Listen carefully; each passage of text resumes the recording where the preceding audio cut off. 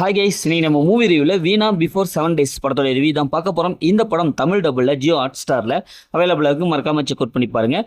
இது ஒரு horror adventure மூவியாக வெளியே வந்திருக்கு. இப்போ இந்த படத்தோடைய கதையை பார்த்தரலாம். படத்துடைய ஹீரோயின் 2 பேரும் லவ் பண்ணிருப்பாங்க. ஜாலியாக ஒரு இடத்த போயிட்டு இருப்பாங்க. அங்கே பார்த்தா ஒரு 5 பேர் வந்து நம்ம ஹீரோயினோட பயங்கரமாக அடித்து அவங்கள துன்புறுத்தி அப்படியே கொன்றுவாங்க.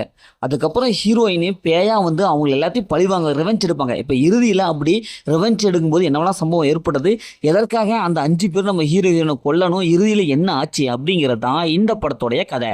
படத்தோடைய பாசிட்டிவ் பார்த்தாவே இதை நடிச்சு எல்லாமே சூப்பராக பர்ஃபார்ம் பண்ணியிருக்காங்க. குறிப்பாக ஹீரோயினை பேஸ் பண்ணி அந்த கதையை வந்திருக்கு. அவங்கள அப்படியே ஃபாலோ பண்ணாவே அந்த படத்தை பார்த்து முடிச்சிடலாம் அப்படிங்கிற மாதிரி சிறப்பாக எழுதி எடுத்திருக்காங்க. நல்லாவே அவங்களோட நடிப்பு நல்லாவே சூப்பராகவே வந்திருக்கு. படத்தை அந்த ஹாரர் போர்ஷன்லாம் நல்லா ஒர்க் அவுட்டாக இருக்குது. படத்தோட பிஜி மியூசிக் நல்லாவே இருக்குது. அதேமாதிரி சினிமோட்டோகிராஃபி செம்மையான ஒரு விஷயம் எஃபர்ட் அண்ட் விஎஃப்எக்ஸ் காட்சிலாம் சும்மா தரமாக பண்ணி கொடுத்துருக்காங்க. இவங்க பேயா வந்து எல்லாத்தையும் ஒவ்வொருத்தரும் பழி வாங்குவாங்க. அந்த ரிவெஞ்ச் இருக்க சீன்ஸ்லாம் நல்லாவே வந்திருக்கு. குறிப்பாக ஒரு மாதிரி ஒரு ரத்தம் தெரிவிக்காச்சும் நிறையா இருக்குது. அதை பார்க்குறதுக்கு ஒரு மாதிரி நமக்கே என்னடா அப்படி இருக்கா அப்படிங்கிற மாதிரி இருக்குது. ஏன்னா அந்தளவுக்கு ஒரு உண்மையான ஒரு பேயா ஹாலிவுட்டில் படத்தில் இப்படி தான் காட்டுவாங்க அப்படிங்கிற மாதிரி சிறப்பாக எடுத்து நமக்கு காமிச்சிருக்காங்க. அது செகண்ட் ஹாஃபில் நம்ம பயமுறுத்த சீன்ஸில் ஓரளவுக்கு நிறைய வருது. அதெல்லாம் பார்க்குறது நல்லாவே இருக்குது.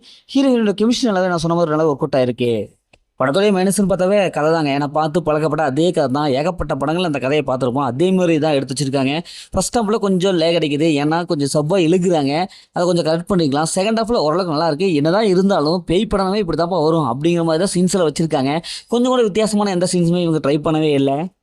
அது மிடில் வர போர்ஷன்ஸ் கொஞ்சம் ப்ரிடிக்டபுளாக இருக்குது. இன்னும் கொஞ்சம் ட்விஸ்ட் எண்டிங்லாம் மெயின்டைன் பண்ணியிருக்கலாம். ஈஸியாக கெஸ் பண்ணலாம் அடுத்தது தான்ப்பா நடக்கும் அப்படிங்கிற மாதிரி தான் அந்த படத்தை கொண்டு போகிறாங்க. படத்தில் அந்த மாதிரி சீன்ஸ் இல்லைனாலும் ஒரு ரத்தம் தெரிவிக்க கட்சி அதிகமாக இருக்குது. அதனால ஃபேமிலியோட பார்க்கலாம் வேண்டாமாங்கிறது நீங்களும் முடிவு பண்ணிக்கீங்க. மொத்தம் அந்த படம் சூப்பராக சொல்லுவாங்கன்னா இந்த படம் ஒரு ஒன் டைம் வச்சப்போ தான் நான் சொல்கிறேன். ஓகே, இதே மாதிரி அடுத்த ஒரு புதிய மூவி ரிவ்யூ சந்திப்போம்.